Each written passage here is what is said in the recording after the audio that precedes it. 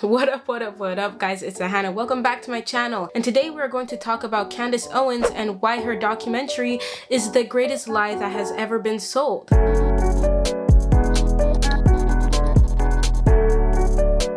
But before I start with that, I want to discuss the first thing we see in her documentary, and that is this Malcolm X quote. The media is the most powerful entity on earth. They have the power to make the innocent guilty and to make the guilty innocent. The reason I found this ironic is because if you actually watch this interview where he delves into that specific quote, which I'll play right now. No, I think that the guilt complex of the American white man is so profound until when you begin to analyze the real condition of the black man in America, instead of the American white man eliminating the causes that create that condition, he tries to cover it up by accusing his accusers of teaching hate.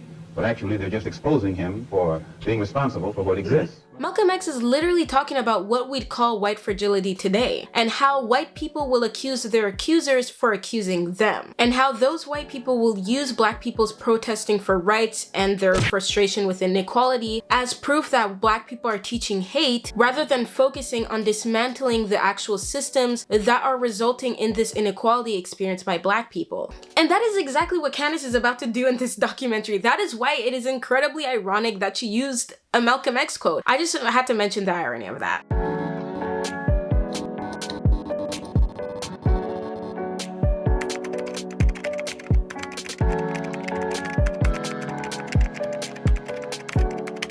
Now, let's actually get into her demonizing George Floyd. She goes on about how George Floyd never seemed to have a real relationship with his family because George Floyd's roommates never saw them at their house. Now, considering he was an addict and, he went to rehab and everything, it wouldn't be surprising that he didn't have an amazing relationship with his family. That doesn't mean they wouldn't care if he died. Relationships between family members and addicts are very complicated. And what I'm trying to get at here, this is a theory. And if you're going to theorize that his family didn't care, you have to acknowledge the very possible theory that his family did care, but they were just keeping their distance, because we don't actually know. Like, these are all assumptions, and Candace Owens can't rely on those assumptions as fact, because she has to also acknowledge the other side of the assumption. Then, of course, Candace Owens goes on about how he has a criminal record and how he's such a terrible person. I found it ironic that she is actually participating in the exact behavior that promotes the likelihood of convicts going back to crime and going back to jail. And because our systems focus more on punishing over rehabilitation, this continues the cycle of criminals getting out of jail and committing more crimes and going back into jail. And if you're going back 13 years to justify George Floyd's death,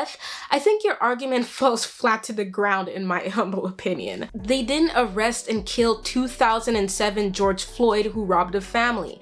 They arrested and killed 2020 George Floyd, who had a counterfeit bill and was trying to get his life back together the best way he could. This is a quote from George Floyd himself. "I've got my shortcomings and my flaws, and I ain't better than anybody else. But man, the shootings that's going on, I don't care what hood you're from, where you're at, man. I love you and God loves you, put them guns down." And as much as Candace Owens is trying to demonize him in this documentary, we can all make him look more like a, flawed human. Yes, George Floyd had a criminal record, but the day he died, he hadn't been arrested in 13 years. But Candace Owens doesn't care about that. What she cares about is convincing you that his black life and it dying doesn't matter. And I think this is confirmation bias with George Floyd, because she is only focusing on the evidence that suits her narrative rather than seeing the entire picture. She's saying, oh, look at his criminal record, but that was 13 years ago. Like, you don't want to focus on the 13-year gap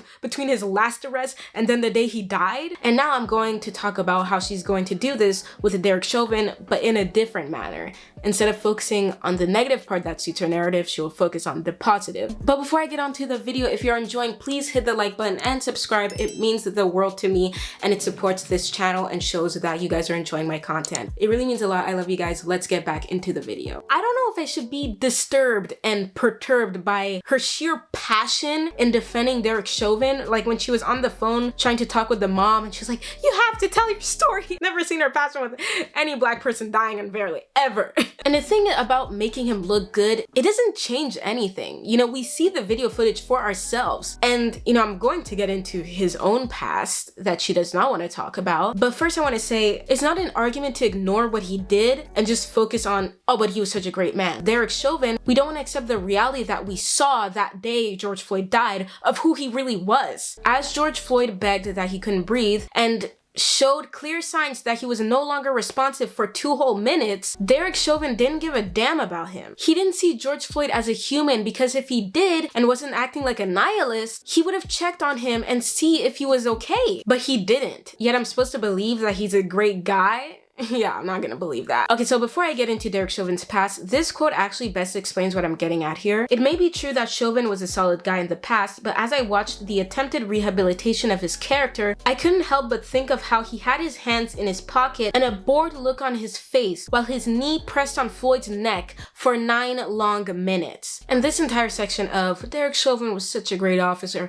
First of all, of course his peers are going to say that. Second of all, Candace Owens may have forgotten to mention that, I don't know, he has a history of being overly and unnecessarily aggressive with the people he's arresting. He just stayed on my neck, Zoya Coates said, ignoring her desperate pleas to get off. Frustrated and upset, she challenged him to press harder. Then he did, just to shut me up. Coates' case was one of 6 arrests as far back as 2015 that the Minnesota Attorney General's office sought to introduce, arguing that they showed how Chauvin was using excessive force when he restrained people by their necks or by kneeling on top of them, just as he did in arresting Floyd. Out of the 6 people that he arrested aggressively, 2 were black, 1 was Latino, and 1 was a Native American. The race of the 2 others was not included in the arrest report, but considering the pattern here, we can probably use our imagination. Chauvin, who was fired, has said through his attorney that his handling of Floyd's arrest was a reasonable use of authorized force. Considering he thinks that kneeling on someone's neck till they die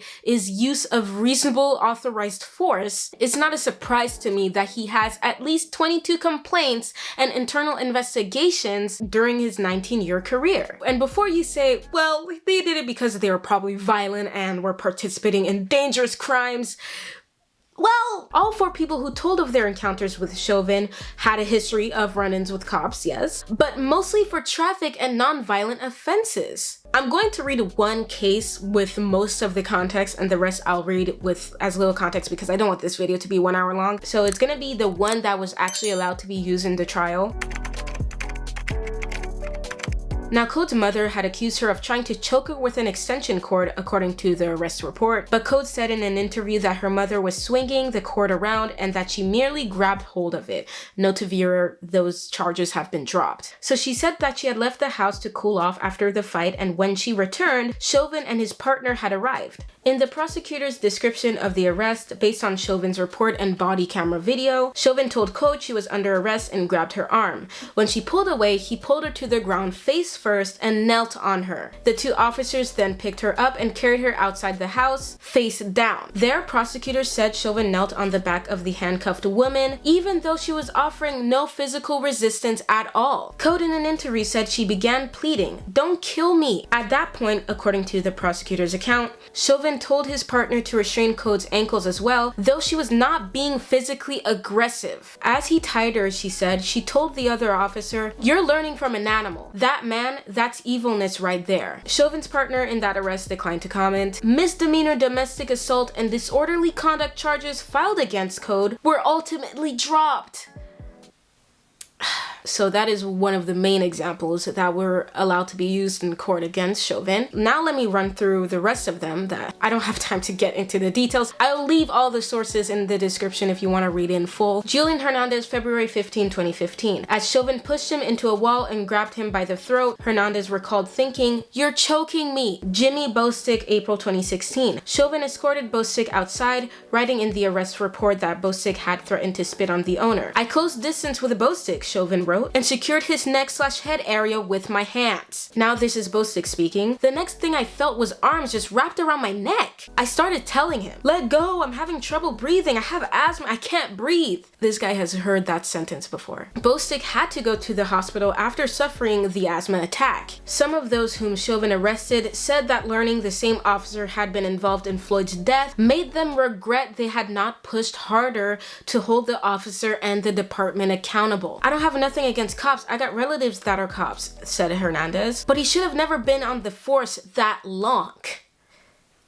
I agree. Point is, Derek Chauvin may have seemed like a reasonably nice guy off duty, but on duty, he has a history of being overly aggressive and being callous towards harming detainees who weren't being violent, and repeatedly participated in making detainees suffocate in similar fashion. But Candace Owens would never leave out significant information to push her narrative. What? Preposterous.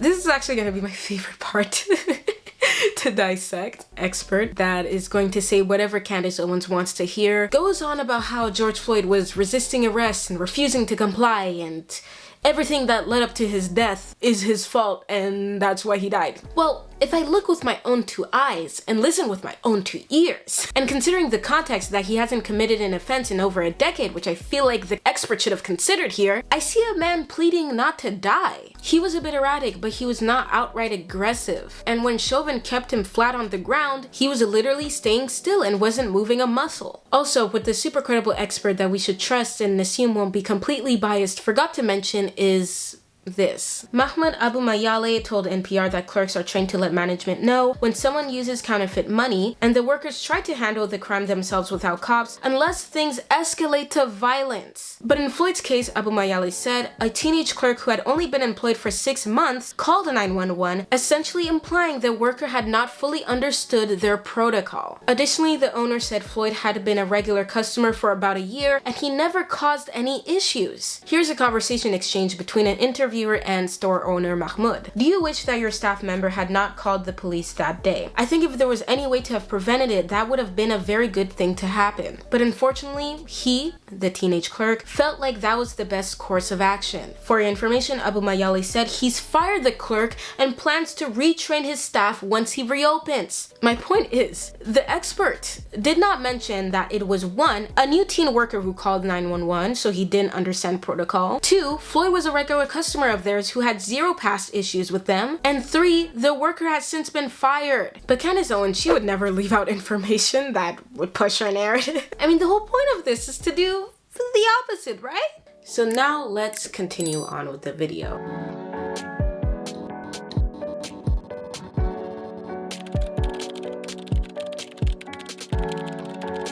So this entire section of Candace Owens' documentary was an appeal to pity, in my opinion. Candace is basically using this woman's story to justify that all cops are amazing. Like, no, this woman shouldn't be threatened, but you're married and actively defending Bob Kroll. And you're probably asking yourself, what could he have possibly done to make protesters so mad that they are condemning his wife just for supporting him? Guys, I need you to watch this entire section because this man has done a lot. Probably because he called Black Muslim and former US Representative Keith Ellison a terrorist because he advocates for criminal justice reforms. Probably because he has been accused by his peers for once wearing a white power patch. Probably because in 1994 he was suspended for 5 days for excessive force, which was of course reversed by police chief. In 1995 he was sued for beating, choking, and kicking a biracial 15-year-old boy while shouting racial slurs. And he was somehow cleared from that. In 2003, the department demoted him for 3 months for code of ethics violation. How was he still a cop after this? In 2004, while Kroll was off duty, he and another officer were accused of beating a man whose backpack bumped against their car, and when the victim's friends came to help, the cops allegedly punched and kicked them, to which he was punished with a 20-day suspension. Yeah, Allegedly. Okay, it's a new day, let's continue. So basically what I'm saying with this whole appeal to pity section is that Liz Collins' husband is literally the perfect representation of corrupt and racist police officers that exist in numbers in various police departments and continuously get away with racial profiling, police brutality, and wrongful arrests because of their unions protecting them and them benefiting under the systemic racism that exists within police departments. This is a quote from Bob Kroll. "The persona of me is that I'm some big boogeyman," Bob Kroll says. "I've been told I'm racist and I'm violent, and I'm aware of that." Oh, so you're aware that you're racist. "I've had more complaints than most, but I've had much higher contacts and a much higher number of arrests." And he claims he has been cleared of wrongdoing on almost every occasion. Keyword, almost, which we should be concerned about. To summarize, if you're a journalist who's married to and fully support the past, present, and future racial beliefs and behaviors of a man that is basically the incarnation of Frank O'Sullivan from Brooklyn Nine-Nine, you shouldn't be surprised and beg for pity when protesters are involving you in their protests against police brutality. Now do you understand why Candace Owens using that Malcolm X quote is incredibly ironic?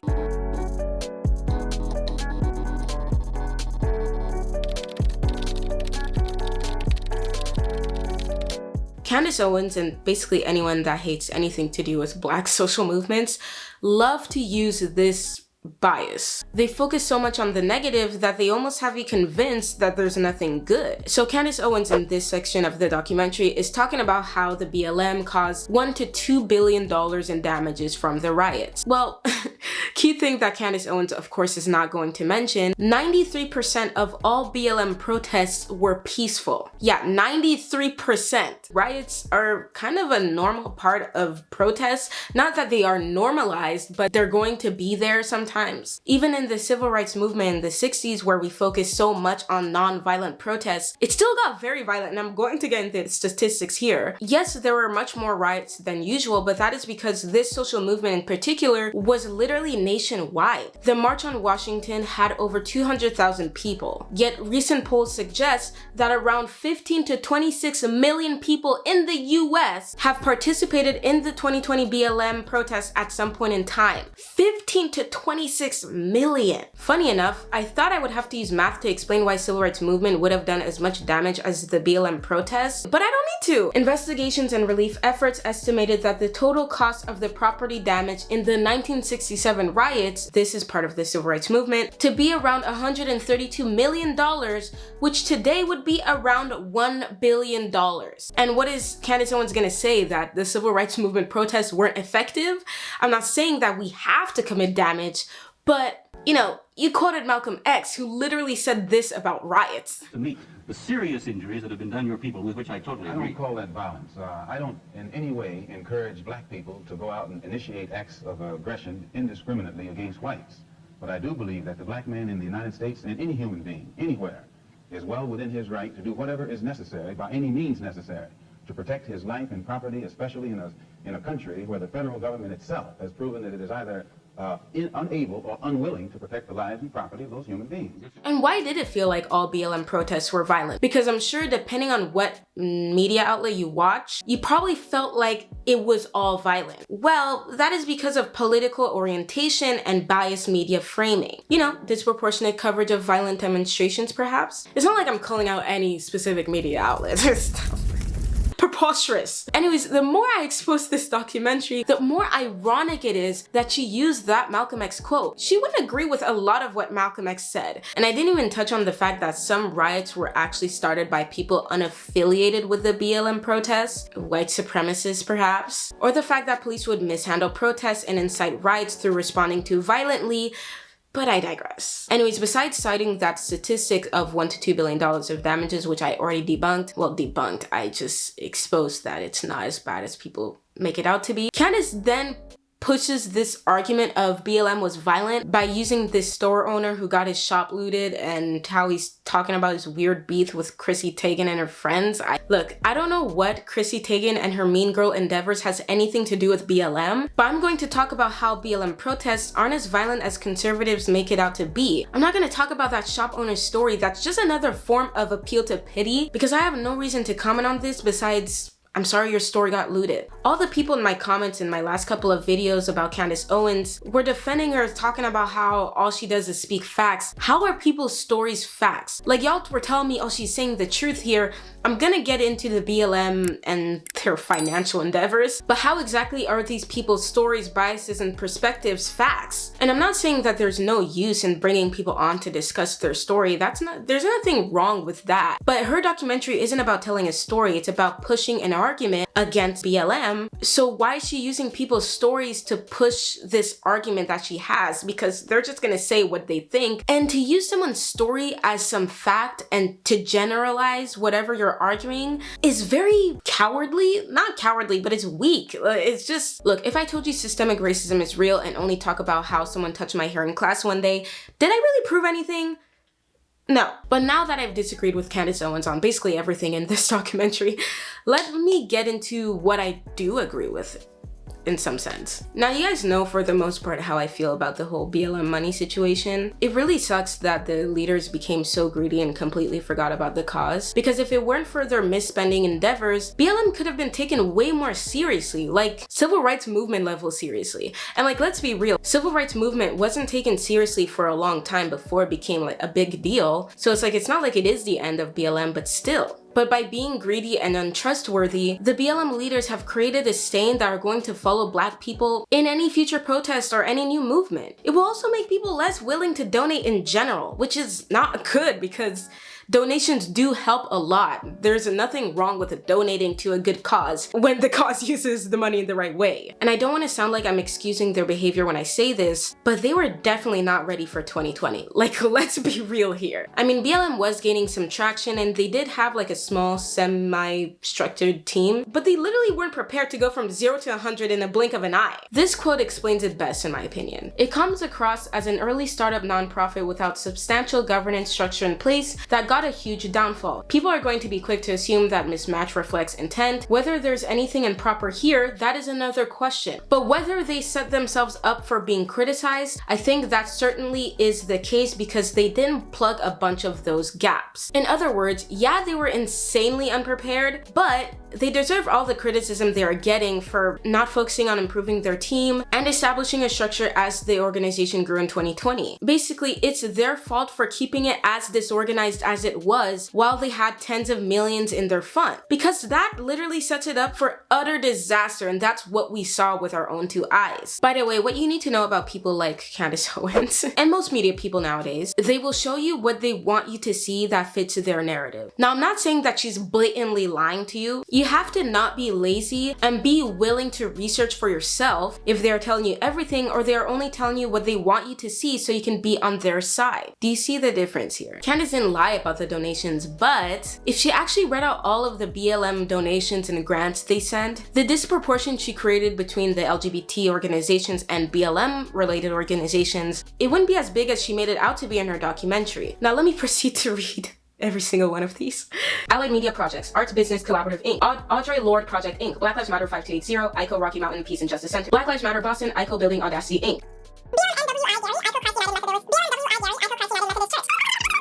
One eternity later. So out of the 48 organizations and charities that the BLM has given grants, 12 went to LGBT charities and organizations, which is around 27%. Granted, most were POC LGBT organizations, but yeah, 27% is still a big percentage. But of course, it doesn't sound as dramatic when I read all 48 organizations than when Candace Owens was only focusing on the LGBT ones and how much money they donated to. And considering that it was around 2 million for those 12 LGBT organizations, that leaves around 30 so million that were given to the rest. Then again, I'm not saying this to say that they haven't participated in any sort of suspicious misspending that shouldn't be questioned. Also, Candace Owens makes this, starching discovery that BLM donated to some organizations that focus on training activists, but that isn't a new thing. Civil rights movement literally were training activists. They were training them to be nonviolent, and the civil rights movement training activists helped propel and grow the movement to higher levels. Honestly, we should bring that back, okay? Like, we should, civil rights movement should be our greatest inspiration. We should make social movements, we need to make social movements great again. I even once wrote an essay about the civil rights movement and why it was so successful. And if you guys want to see a video about that, you know, let me know in the comments below. Anyways, I kind of went off a tangent there.